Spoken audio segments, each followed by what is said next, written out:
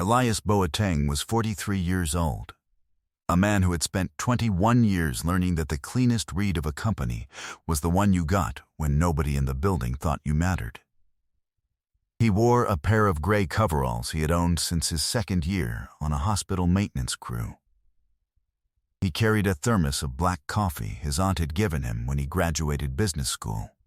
That Wednesday afternoon, he sat alone at a corner table in the third-floor cafeteria of a company he had purchased 4 days earlier. A company whose 940 employees did not yet know the acquisition had closed. He ate a tuna sandwich slowly. He listened. Across the room, a woman at a table of 6 raised her voice loud enough to carry. She said something about him. The table laughed. He did not look up. He filed the laugh away the way he filed most things, quietly, without deciding yet what it meant. By the next morning he would have decided. So would she. Before we jump into the story, comment where in the world you are watching from, and subscribe because tomorrow's story is one you need to hear. The building was on the south side of a mid-sized city in the Carolinas, a long, low corporate campus surrounded by parking lots and a strip of pine. The company was called Harlan Voss Industrial Solutions. It had 940 employees and a 41-year history of making industrial-grade adhesives and sealants for the aerospace and shipbuilding industries. 3 years ago, its revenues had begun to slip. 2 years ago, its founder had died. 6 months ago, its board had begun looking for a buyer, quietly, the way a family looks for a buyer for a house they are not yet ready to admit they cannot afford. 4 days ago, the holding company Elias ran out of Atlanta had completed the acquisition for $162 million. The announcement to the staff was scheduled for Thursday at 9 in the morning. Elias had flown into the city on Tuesday night. He had checked into a hotel 6 miles from the plant under his middle name. On Wednesday morning, he had put on the coveralls, parked his rental car at the far end of the employee lot, and walked through the side entrance behind a small group of second-shift maintenance workers who held the door for him without asking who he was. He had spent the day moving slowly through the building. He had carried a small clipboard with no notes on it. He had ridden the freight elevator 3 times. He had spent 40 minutes in the receiving bay watching how the pallets were staged. He had spent an hour in the chemical mixing floor watching a foreman correct a junior operator without raising his voice. He had spent 20 minutes in the women's restroom on the 2nd floor, which he had been told by his pre-acquisition consultants was the cleanest in the building, because he had wanted to see if that was true. It was. He had eaten his lunch alone because that was the part of the walk that mattered most. Cafeterias revealed things. Hallways did not. He was the kind of man who had learned, by the time he was 26, that you could tell more about a company from how its people behaved at lunch than from any document its leadership ever produced. What he had learned about Harlan Voss Industrial Solutions by 1:15 on that Wednesday afternoon was that it was a company in which a great many people did their jobs well, and a small number of people had decided that the building belonged to them. He had been watching the small number for an hour. The woman at the table of 6 was named Brittany Mears. He did not know that yet. He knew only that she was somewhere in her middle 30s, that she wore a lanyard with a badge turned backward against her chest, that she carried herself with the loose confidence of a person who had decided some time ago that the rules in this building had been written with her in mind. She had walked into the cafeteria at 12:50 with a salad in one hand and her phone in the other. She had sat down with 5 other people. They had been waiting for her. She did most of the talking. He noticed it the way he noticed things. He filed it away. Then she said, "Is the new guy the janitor? Is that what they're hiring now?" 2 of the women at her table laughed. One looked uncomfortable and looked down at her own salad, A young man in a sales polo said something Elias could not hear, and Brittany said, "Louder. I'm just saying. Look at him. He's been wandering around for like 4 hours. He sat down with a thermos. Who brings a thermos? I didn't know we were still hiring people who bring thermoses." The young man laughed. The two women laughed again. The third woman did not. Elias took another bite of his sandwich. He did not look up. He chewed slowly, and he watched the room without watching the table. He could see, from the edge of his vision, that an older woman 3 tables away had stopped eating and was looking, not at him, but at Brittany. The older woman had short gray hair and a pair of reading glasses on a beaded chain around her neck. She was wearing a cardigan that had been mended at one elbow. She set down her fork. She picked up her tray. She walked across the cafeteria with the slow, deliberate motion of a person who has decided something and is now executing it. She sat down across from Elias. "Mind if I join you?" she said. She had already put her tray down. "Not at all," Elias said. "I'm Doreen," she said. "Doreen Whitley. I do accounts payable on the 2nd floor. You're new." "I am," he said. She unwrapped half a turkey sandwich. She tore the half in 2 and pushed one of the pieces across the table to him. "I always bring too much," she said. "My husband has me on a diet.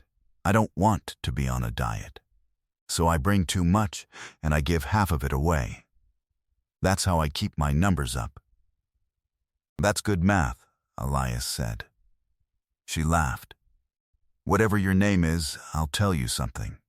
I've been at this company 29 years. I started in the typing pool. There isn't a typing pool anymore. There used to be. I just kept moving up an inch at a time. I know everybody in this building. I have not seen you before. I just started," he said. "What are you doing for them?" He paused half a beat. "Looking around," he said. "Well," she said, "I'm glad they're hiring." She glanced once over at Brittany's table. Her face did one small thing, then went back to neutral. "We need more people who actually look at the place." Brittany's voice came up again from across the room. She was telling a story. Elias did not catch most of it. He caught one word. The word was broom. Doreen ate her sandwich. She did not turn her head. "That woman over there," she said quietly. "The one in the white blouse. That's Brittany Mears. She's a director in marketing. She came over from a competitor about 2 years ago, and she's been waiting for somebody to notice her ever since. She does not have a great deal of patience for people she has decided do not matter. She is going to be unpleasantly surprised one day. I have been here long enough to know that day always comes. I just hope I'm still working here when it does."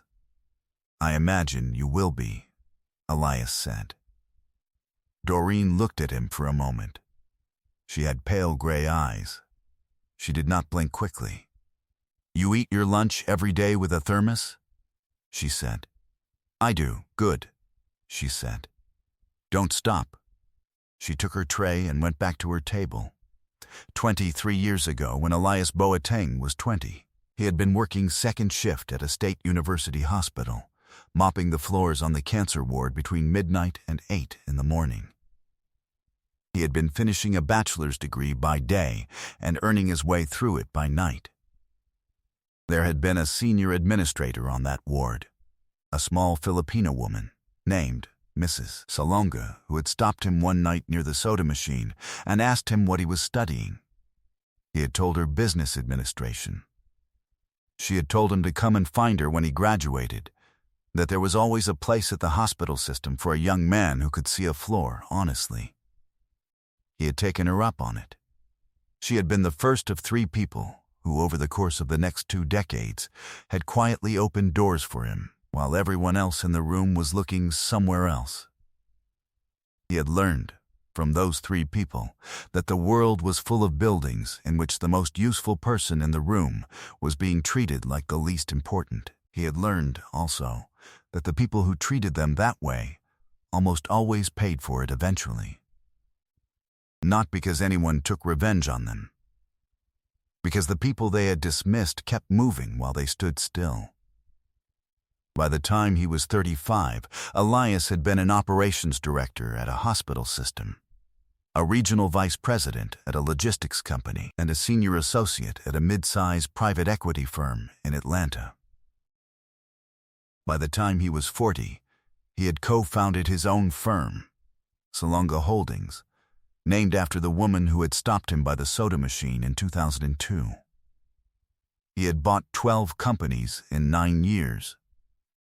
He had walked the floor of every single one of them in a pair of gray coveralls before he had ever shaken the hand of an executive. He had been laughed at 4 times. He had been ignored more times than he could count. He had been treated kindly, in those coveralls, by people who had no reason to treat him kindly, except that they had decided to be kind. He kept a list of those people. He had a list now of 143 names across 12 companies. None of them had ever found out they were on it. They had simply received, in the months following the acquisition, the kind of attention from leadership that quietly changes the trajectory of a working life. That was the part Brittany Mears had never been able to account for. She had spent 2 years deciding exactly what kind of company this was, and what kind of person she could be inside it. She had been wrong about one thing. She had mistaken the absence of consequences for the absence of observation. Elias finished his sandwich. He folded his napkin in half and in half again. He put it in his thermos pocket. He stood up slowly, and he walked his tray to the dish return. He nodded at the woman behind the line. He took the stairs down to the first floor. He didn't move fast. That evening he drove the rental car to the hotel. He sat at the desk by the window. He opened his laptop. He pulled up the personnel file for Harlan Voss Industrial Solutions, which his transition team had transferred to him on the day the acquisition closed. He found Brittany Mears in the marketing department. He read her file for 10 minutes. He read it again. He read the file for the young salesman who had laughed with her. He read the files for the 2 women. He read the file for the 3rd woman, the one who had looked uncomfortable. He opened a new document. He typed 3 things into it. Then he closed the laptop and he called his chief of staff in Atlanta. "Mara," he said, "it's me. I need you to pull 2 things for me before tomorrow morning. Go ahead. There's a director in marketing here named Brittany Mears. I'd like a full review of her department's spend over the last 14 months. Specifically, I want to see her travel and entertainment line. I want to see any vendor invoices that came in under her signature for under $15,000, which I assume is the approval threshold she works under. I want to see whether the same 3 or 4 vendors appear repeatedly. I want it on my desk before 9. All right. There's also a woman in accounts payable named Doreen Whitley. I'd like a complete history, hiring date, performance reviews, any commendations, any complaints, salary trajectory, whether she has ever applied for an internal promotion, and what happened. I want that too. Anything else? Yes, tomorrow morning at the all hands. I want to give the introduction myself. I'd like you to push back the prepared remarks by 10 minutes. I'm going to add something at the front. Of course." He hung up. He sat at the desk for a long time. He could see, through the window, the lights of the plant 6 miles away. He could see the whole shape of the building now. The way he stood over a set of blueprints on a job site, not looking at any one piece, but at all of it together, feeling where the lines connected. He knew where the load-bearing walls were. He knew where the cracks were. He knew now who in the building had been holding it up and who had been quietly hollowing it out. By 6 the next morning, he had the 2 files Mara had assembled for him. He read them in the car on the way to the plant. Brittany Mears's travel and entertainment line had grown 312% over 14 months. The same vendor, a marketing consultancy called Mears Latham Group, had appeared on her approvals 19 times for amounts ranging between $11,400 and $14,800. Mears Latham Group was registered in her sister's name. The board had not been told. Doreen Whitley had been at the company 29 years. She had applied for an internal promotion in her department 4 times. She had been passed over 4 times. 2 of the people who had been promoted ahead of her had since left the company. One of them had been escorted out for cause. Her performance reviews were the most consistently strong of anyone in her department. Her salary had risen, across 29 years, by an average of 1 1/10% per year. He folded the file. He put it in his briefcase. He arrived at the building at 7:50. The all-hands meeting was in the main atrium on the ground floor, a wide-open space with a vaulted ceiling and a raised dais near the back. The chairs had been arranged in long, curving rows. By 8:40, nearly 900 people had filled the space. Elias stood in a small green room off the side of the atrium in a charcoal suit and the same watch his uncle had left him. The chief of staff stood beside him. The acting CEO of Harlan Voss, a man named Gerald Pickering, who had been running the company in the interim since the founder's death, stood on the other side, holding a small index card with his prepared remarks. "You ready?" Gerald said. "I am," Elias said. Gerald walked out onto the dais at 5 minutes to 9. He thanked everyone for coming. He spoke for 3 minutes about the company's history. He spoke for 2 minutes about the founder. He said then that he was pleased to introduce the man who had purchased Harlan Voss Industrial Solutions and who would, from this day forward, be serving as its chief executive officer. He said the man's name. He gestured to the side of the stage. Elias walked out. The room went still in a way that was different from polite silence. He could see, in the front 3 rows, a small movement run through the seated staff like a current. He could see, 4 rows back on the left side, a woman in a white blouse turn her head sharply toward the person sitting next to her. He could see, 8 rows back on the right side, an older woman with reading glasses on a beaded chain reach up and very slowly take the glasses off and hold them in her lap. He walked to the podium. He set down a single sheet of paper. He looked out at the room. "Good morning," he said. "My name is Elias Boateng. I purchased this company 8 days ago. I'd like to spend a few minutes telling you how I plan to work." He looked deliberately toward the left side of the room where the woman in the white blouse was sitting. "I came into this building yesterday," he said. "I came in at 8 in the morning. I left at 4. I was wearing a pair of gray coveralls. I carried a clipboard with nothing on it. Some of you saw me. Most of you did not. The ones of you who saw me treated me like a man who had just started a job in your building, which is what I was. I want to thank the maintenance team on the second shift loading bay who held the door for me at 7:50. I want to thank the foreman on the mixing floor who let me stand in the corner and watch his line for an hour. I want to thank the woman in accounts payable who came over to my table at lunch and shared her sandwich with me." He paused. "That is the company I bought. That company is the reason I bought it. I want to be clear about that this morning, because it bears on how I'm going to run this place." He looked then at the row where Brittany Mears was sitting. He did not point. He did not need to. I also sat in your cafeteria yesterday afternoon for an hour. I listened.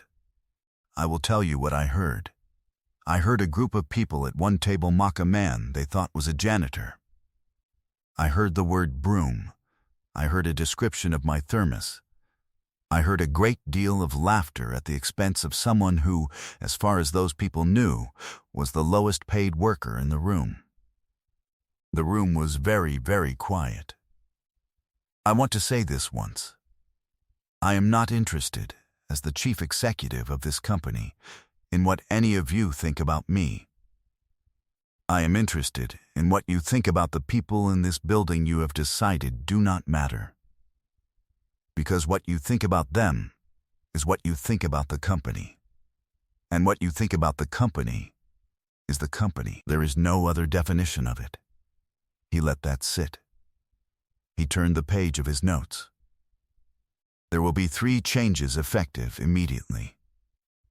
The first is that the marketing department will be undergoing an independent review of vendor relationships and approval workflows. That review begins today. The second is that the role of Director of Internal Promotions and Workforce Mobility, which does not currently exist in this company, is being created this morning. The first person to hold it will be Doreen Whitley, who has worked at this company for 29 years and has applied 4 times for internal advancement and been passed over 4 times. We are going to fix that. The third is that I will be eating lunch in the 3rd floor cafeteria every Wednesday for the foreseeable future. I will not be wearing coveralls. I will be sitting alone. Anyone in this building is welcome to come sit down. He picked up his single sheet of paper. He folded it in half. He put it in his jacket pocket. He stepped down from the podium. The room did not applaud right away. He had not expected it to. He walked the length of the center aisle the way he walked a job site after the work was finished, without hurrying, without looking at any one person except the one he meant to look at. He stopped, 4 rows from the back, in front of the row where Brittany Mears was sitting. She had gone the color of someone who had been holding her breath for 90 seconds and had only just remembered to let it out. He said it quietly, only for her, not as performance, because it was meant for her.